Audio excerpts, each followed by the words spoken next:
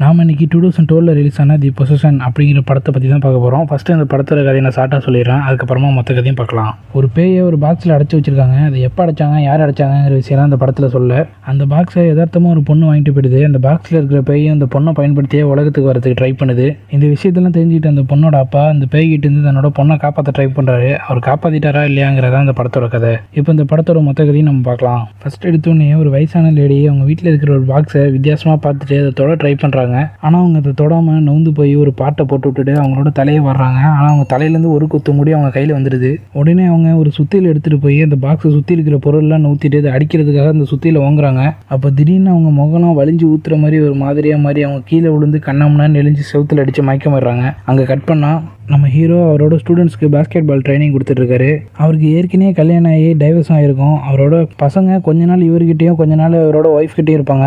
இப்போ இவர்கிட்ட இருக்கிறனாலே இவர் கூப்பிட்றதுக்காக ஒரு ஒய்ஃப் வீட்டுக்கு போயிருக்காரு. பசங்களை கூட்டிகிட்டு அவரோட புது வீட்டுக்கு போய் பீஸாலாம் வாங்கி கொடுத்து எல்லாருக்கும் ட்ரீட் வைக்கிறாரு. அப்போ அவரோட சின்ன பொண்ணு அம்மாவும் நம்ம கூட இந்த வீட்டில் இருந்தால் ஜாலியாக இருக்கும்ல அப்படின்னு சொல்லி கேட்குது.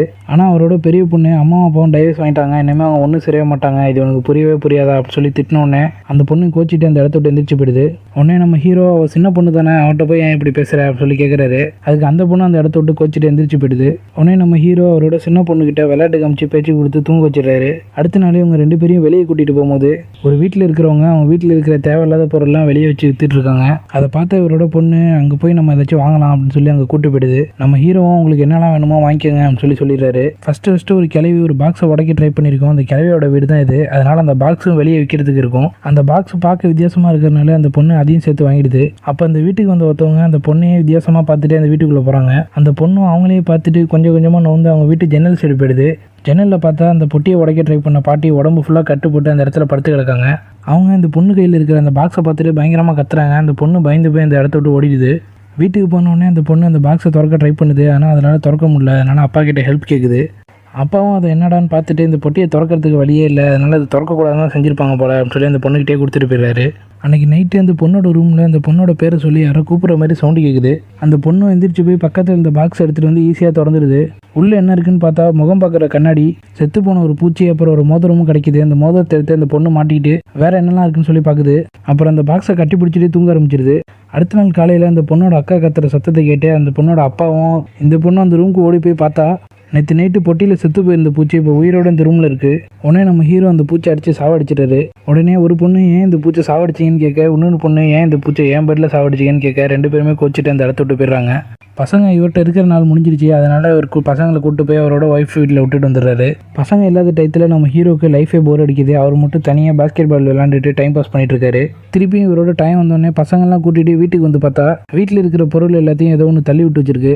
நம்ம ஹீரோ அப்படியே உள்ளே போய் பார்க்குறாரு. அப்போ வீட்டில் நாய் பூனெல்லாம் போகிறதுக்கு வச்சுருந்த டோர் வழியாக ஏதோ ஒன்று ஓடிடுது. நம்ம ஹீரோவும் எலிதான் நினச்சி அந்த வழியை அழிச்சிட்டு எல்லாரும் தூங்க போயிடுறாங்க. அன்னைக்கு நைட்டும் அந்த பொண்ணோட பேரை சொல்லி யாரோ கூப்பிட்ற மாதிரி சவுண்டு கேட்குது. ஆனால் இப்போ அந்த பொட்டி தானாகவே திறந்துருச்சு. காலையிலே நம்ம ஹீரோ பொண்ணை சாப்பிட கூப்பிட்டுட்டே மாடிக்கு வந்துடுறாரு.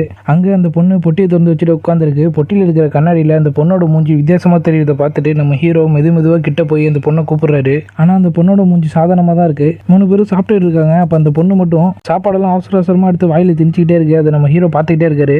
ஏன் அப்படி பண்ணுற அப்படின்னு சொல்லி நம்ம ஹீரோ கேட்க, சாப்பிட்டு இருந்த ஃபோர்க் ஸ்பூனாலே நம்ம ஹீரோட கையிலேயே அந்த பொண்ணு குத்திடுது. குத்துன அடுத்த செகண்டே அந்த பொண்ணு தெரியாமல் குத்திட்டேன் அப்படின்னு சொல்லி அழுவ ஆரம்பிச்சிருது. அதனால நம்ம ஹீரோ என்ன பண்ணுறதுன்னு தெரியாமல் சரி நீ ரூமுக்கு போகும்னு சொல்லி அனுப்பி வச்சிடுறாரு. அன்றைக்கி நைட்டு அந்த பொண்ணோட அக்கா பல்லு விளக்கிட்டு இருக்கும்போது பின்னாடி ஏதோ சத்தம் கேட்குற மாதிரி இருக்குது. ஆனால் திரும்பி பார்த்தா எதுவுமே இல்லை. சரின்னு சொல்லி அங்கே இருக்கிற கபோர்டை திறந்தா அந்த கபோர்டு ஃபுல்லாக பூச்சியாக இருக்குது.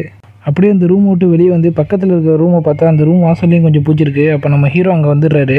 அப்படியே மெதுவாக போய் அந்த ரூமை திறந்து பார்க்குறாரு. அந்த ரூம் ஃபுல்லாக ஆயிரக்கணக்கான பூச்சி சுற்றிட்டு இருக்குது. அது எல்லாத்துக்கும் நடுவில் ஒரு பொண்ணு அந்த பாக்ஸை திறந்து வச்சுட்டு உட்காந்துருக்கு. இதை பார்த்து நம்ம ஹீரோ உடனே உள்ளே ஓடி போய் அவரோட பொண்ணை தூக்கிட்டு வெளியே வந்துடுறாரு. அடுத்த நாள் வீடு ஃபுல்லாக பூச்சியாக இருக்குன்னு சொல்லி அதை க்ளீன் பண்ணுறதுக்கு ஆளுங்களை வர சொல்லிட்டு அவரோட 2 பொண்ணுங்களையும் ஸ்கூலில் விட்டுட்டு அவர் வேலைக்கு போயிடுறாரு. அன்னைக்குன்னு பார்த்து ஸ்கூலில் அவர் பெரிய பொண்ணோட டான்ஸ் ப்ரோக்ராம் இருக்கும். இவர் வரேன்னு சொல்லி ப்ராமிஸ் பண்ணி கொடுத்துருப்பாரு. ஆனால் வேலை அதிகமானனால அன்னைக்குன்னு பார்த்து இவரால் போக முடியாமல் போயிடுது. அதனால் வீட்டுக்கு போகும்போது அவரோட பெரிய பொண்ணு கால் பண்ணி சாரி கேட்குறாரு. ஆனால் அவரோட 2வது பொண்ணு ஃபோனை வாங்கி நீங்கள் வராததெல்லாம் பரவாயில்ல, உங்கள் வீட்டில் தான் அந்த பாக்ஸ் இருக்குது, அதை நீங்கள் பத்திரமா பார்த்துக்கோங்க, அதை திறக்கலாம் ட்ரை பண்ணாதீங்க அப்படின்னு சொல்லுது. என்னடா இந்த பொண்ணு அந்த பாக்ஸை பற்றி பேசிகிட்டு இருக்கேன், இந்த பாக்ஸில் என்ன இருக்குன்னு தெரிஞ்சே ஆகணுமேனு சொல்லிட்டு வீட்டுக்கு போனோன்னே இந்த பாக்ஸ் எடுத்து திறந்து பார்க்குறாரு. அடுத்த நாள் அந்த அந்த பொண்ணு பாக்ஸை கிளாஸ் ரூமுக்கு எடுத்துகிட்டு போயிடுது. ஆனால் அங்கே இருக்கிற ஒரு பையன் விளையாட்டுக்காக அந்த பாக்ஸை பின்னாடிலேருந்து எடுத்துடுறான். அதை பார்த்து அந்த பொண்ணு வெறித்தனமாக அந்த பையனை போட்டு அடிக்க ஆரம்பிச்சிடுது. உடனே டீச்சர் அந்த பொண்ணை தடுத்து வீட்டுக்கு கால் பண்ணி வர சொல்லிடுறாங்க. அவர் பொண்ணு சண்டை போட்ட விஷயத்தை நம்ம ஹீரோவால் நம்பவே முடியல. அவர் திருப்பி டீச்சர் கிட்ட கேட்டுகிட்டே இருக்காரு.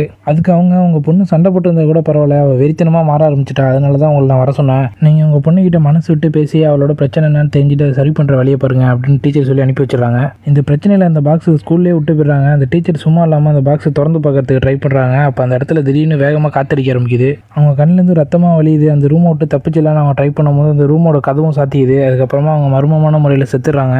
அடுத்த நாள் நம்ம ஹீரோ டீச்சர் செத்த விஷயத்தை அவர் பொண்ணுக்கிட்ட சொல்கிறாரு. அதுக்கு கொஞ்சம் கூட சாக்காகாமல் அப்பட்டு சாப்பிட்டுட்டு அப்படியான்னு கேட்குது. அப்படியே நம்ம ஹீரோ அந்த பாக்ஸை வச்சு நீ டெய்லி என்ன பண்ணிட்டு இருக்க அப்படின்னு சொல்லி கேட்குறாரு. அதுக்கு அந்த பொண்ணு அந்த பாக்ஸில் தான் என் ஃப்ரெண்ட் இருக்குது, அது கூட தான் நான் பேசிகிட்டு இருக்கேன் அப்படின்னு சொல்லிட்டு அந்த பொண்ணு சொல்லுது. நம்ம ஹீரோவும் அப்படியே நைஸாக அவன் ஃப்ரெண்டை எனக்கும் இன்ட்ரடியூஸ் பண்ணி வைக்கிறியா அப்படின்னு சொல்லி கேட்குறாரு. அதுக்கு அந்த பொண்ணு இல்லை, என் ஃப்ரெண்டு யார் கண்ணுக்கும் தெரியாது, என் கண்ணுக்கு மட்டும் தான் தெரியும் அப்படின்னு சொல்லிடுது. இதெல்லாம் கேட்ட நம்ம ஹீரோ ஸ்கூலில் இருக்கிற அந்த பாக்ஸ் எடுத்துகிட்டு போய் கண்காணாத இடத்துல தூக்கி வீசிட்டு போயிடுறாரு. வீட்டுக்கு போனோடனே அவரோட பொண்ணு வேலையாக அந்த பாக்ஸ் எங்கே வச்சிருக்கீங்கன்னு சொல்லி கேட்குது. அதுக்கு நம்ம ஹீரோ அந்த பாக்ஸ் இனிமேல் உனக்கு கிடைக்காதுன்னு சொன்ன உடனே அந்த பொண்ணே அந்த பாக்ஸை தேடி கிளம்புது. நம்ம ஹீரோ அந்த பொண்ணை போடாமல் தடுக்கிறாரு. உடனே அந்த பொண்ணை இவருக்கு கடுப்பாகிற மாதிரி சில விஷயங்கள்லாம் பேச ஆரம்பிக்குது. இருந்தாலும் நம்ம ஹீரோ அமைதியாகவே இருக்காரு. அப்போ அந்த பேய் அந்த பொண்ணை அடிச்சுட்டு அதோட அப்பா அடித்த மாதிரியே காமிச்சிக்குது. உடனே அந்த பொண்ணு அந்த இடத்த விட்டு அழுதுகிட்டே ஓடி போய் கரெக்டாக அந்த பாக்ஸை எங்கே தூக்கி போட்டாரோ அந்த இடத்துக்கு போய் அந்த பாக்ஸை கண்டுபிடிச்சிருது. கண்டுபிடிச்சது மட்டும் இல்லாமல் அந்த பாக்ஸ்லேருந்து வெளியே வர பேய்கிட்ட என் அப்பா என்ன அடிச்சிட்டாரு, அவருக்கு என்ன சுத்தமாக பிடிக்கலன்னு சொல்லி அந்த பொண்ணு அழுகுது.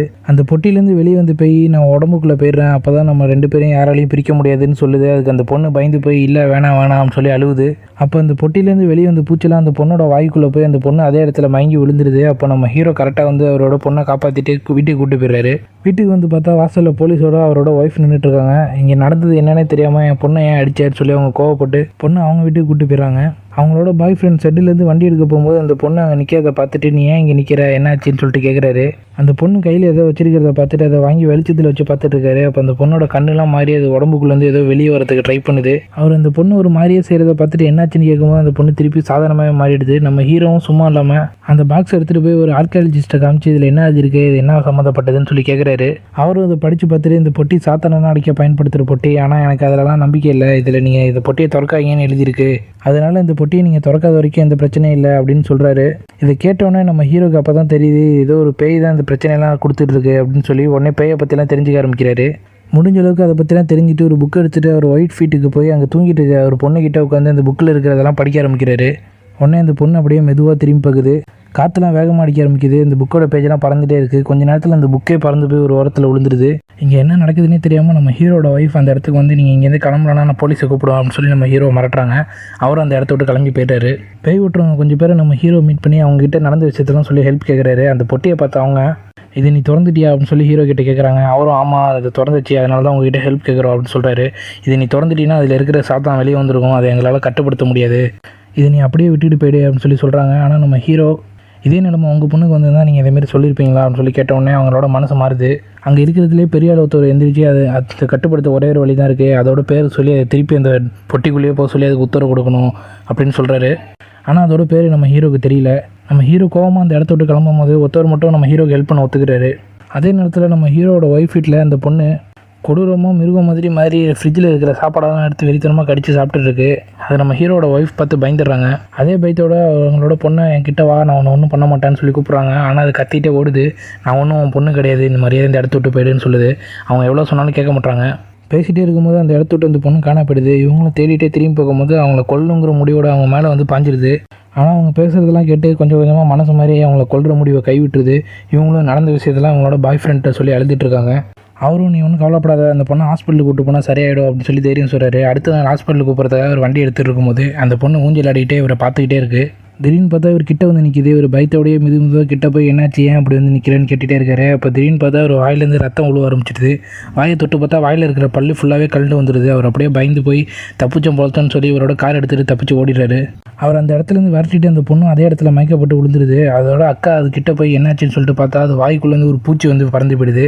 நம்ம ஹீரோ பேய் ஓட்டுறவரை கூட்டிகிட்டு இந்த இடத்துக்கு வந்துட்டு இருக்காரு. வர வழியில் அவர் அந்த பாக்ஸை பார்த்து அதில் ஏதாச்சும் க்ளூ கிடைக்குமான்னு ஆராய்ச்சி பண்ணிட்டு இருக்காரு. டக்குன்னு இந்த பாக்ஸோட கண்ணாடியை உடைச்சிட்டு பின்னாடி பார்த்தா அங்கே அந்த பேயோட பேர் இருக்குது. இந்த பொண்ணோட வாயிலேருந்து பூச்சி வந்தனால இந்த பொண்ணோட பாடியை ஸ்கேன் பண்ணி பார்த்துட்டு இருக்காங்க. பார்த்தா தான் தெரியுது உள்ளே ஏதோ ஒரு உருவம் இருக்குது. இதை பார்த்து அந்த பொண்ணோட அம்மா பயந்து போயிடுறாங்க. அதே ஹாஸ்பிட்டலில் அட்மிட் பண்ணியிருக்கும் போது நம்ம ஹீரோவும் அந்த பேய் ஓட்டுறவரும் அந்த ஹாஸ்பிட்டலுக்கு வந்துடுறாங்க. அந்த பேய் ஓட்டுறவர் இவங்க இருக்கிற இடம் சரியில்லைன்னு சொல்லி அந்த ஹாஸ்பிட்டலுக்குள்ளேயே வேற ஒரு ரூமுக்கு கூட்டு போய் பேய் ஓட்டுறதுக்கு ஏற்ற மாதிரி அந்த இடத்தெல்லாம் ரெடி பண்ணுறாரு. ரெடி பண்ணி முடிச்சுட்டு அந்த பொண்ணை பார்த்து மந்திரம் சொல்லிட்டு இருக்காரு. அந்த பொண்ணு டக்குன்னு பாஞ்சு அவரே பிடிச்சிருது. இருந்தாலும் அவர் எப்படியோ தப்பிச்சிடுறாரு. அந்த பொண்ணு அந்த இடத்த விட்டு ஓடி போயிடுது. நம்ம ஹீரோ மட்டும் அந்த பொண்ணை துரத்திட்டே போறாரு. அந்த பொண்ணு ஒரு மார்ச்சரிக்குள்ளே ஓடி போயிடுது. நம்ம ஹீரோவும் அதை துரத்திட்டே அங்கே போயிடுறாரு. அங்கே போய் பார்த்தா அங்கே யாருமே இல்லை. தேடிட்டே போறாரு. அந்த பொண்ணு ஒரு சவுத்துக்கிட்டே நிற்கிது. கொஞ்சம் கொஞ்சமாக அவர் கூப்பிட்டுட்டே கிட்ட போறாரு. திடீர்னு அந்த இடத்த விட்டு அது காண போயிடுது. ஆனால் காண போன அந்த பொண்ணு திடீர்னு மேலேருந்து பாஞ்சு நம்ம ஹீரோவை கண்ணாமண்ணான்னு அடிச்சுட்டு அந்த இடத்த விட்டு ஓடிடுது. திருப்பி ஒரு வழியாக ஓடி போய் நம்ம ஹீரோ அதை கண்டுபிடிச்சிடுறாரு. அதுக்கப்புறம் அந்த இடத்துல என்ன நினச்சின்னு தெரில. மற்ற எல்லாரும் ஒரு வழியாக தேடி அந்த இடத்த கண்டுபிடிச்சி வந்துடுறாங்க. வந்து பார்த்தா நம்ம ஹீரோவும் அவரோட பொண்ணு ஒன்றும் உட்காந்துருக்காங்க. இதை பார்த்து மற்ற எல்லாரும் சரி பேய் பேடிச்சு போலகுன்னு சொல்லி சந்தோஷப்படுறாங்க. ஆனால் பேய் ஓட்ட வந்தவர் மட்டும் அந்த பேய் எங்கேயோ இங்கே தான் இருக்குது அப்படின்னு சொல்லி அந்த பேயோட பேரை சொல்லி கத்த ஆரம்பிக்கிறாரு. இவர் கத்த அந்த பொண்ணோட வரலில் இருந்த மோதிரம் கீழே விழுந்தது. அதுக்கப்புறமா தான் தெரியுது அந்த பேய் இந்த பொண்ணு உடம்புலேருந்து அந்த பொண்ணோட அப்பா உடம்புக்குள்ளே போயிடுச்சுங்கிற விஷயம். இவர் கத்த நம்ம ஹீரோ உடம்புல இருக்கிற பேய் அவரோட வாய் வழியாக வெளியே வர ட்ரை பண்ணுது. அப்படியே கொஞ்சம் கொஞ்சமாக வெளியே வந்து தவண்டுக்கிட்டே போய் அந்த டப்பாக்குள்ளே போய் அடைஞ்சிடுது. உடனே அந்த இடத்துல பேய் ஓட்டிகிட்டு இருந்தவர் அந்த பேயோட மோதிரத்தையும் அந்த பொட்டியும் எடுத்துகிட்டு அந்த இடத்த விட்டு போயிடுறாரு. நம்ம ஹீரோவும் அவரோட ஃபேமிலியும் சேர்ந்து திருப்பி நார்மலான லைஃப்பை வாழ ஆரம்பிச்சிருக்காங்க. அப்போ நம்ம ஹீரோ அந்த பேய் ஓட்டுறவருக்கு ஃபோன் அடித்து இந்த பாக்ஸ் என்ன பண்ணீங்கன்னு சொல்லி கேட்குறாரு. இந்த பாக்ஸ் எடுத்துகிட்டு போய் என் ஹெட்டுக்கிட்ட கொடுத்து எங்கேயாச்சும் பத்திரமான இடத்துல வைக்கணும்னு சொல்கிறாரு. சொல்லிகிட்டே போயிட்டு இருக்கும்போது திடீர்னு அந்த வழியாக வந்து ஒரு ட்ரக்கு ஒரு காரை ஆக்சிடென்ட் பண்ணிடுது. கார் அப்படியே சுக்குநூறாக நொறுங்கி போயிடுது. இந்த ஆக்சிடெண்ட்டை பண்ணது அந்த பாக்ஸில் இருக்கிற பேயோட வேலை தான். அந்த பாக்ஸ் மட்டும் இந்த காரை விட்டு தனியாக போய் கிடக்கு. அப்படியே இந்த படத்தை முடிக்கிறாங்க. இதேமாரி வேறு ஏதாச்சும் படம் பார்க்கணும்னு நினச்சிங்கன்னா அதை கமெண்ட்டில் சொல்லுங்கள். நம்ம இதேமாரி இன்னொரு படத்தில் பார்க்கலாம். அது வரைக்கும் குட் பை.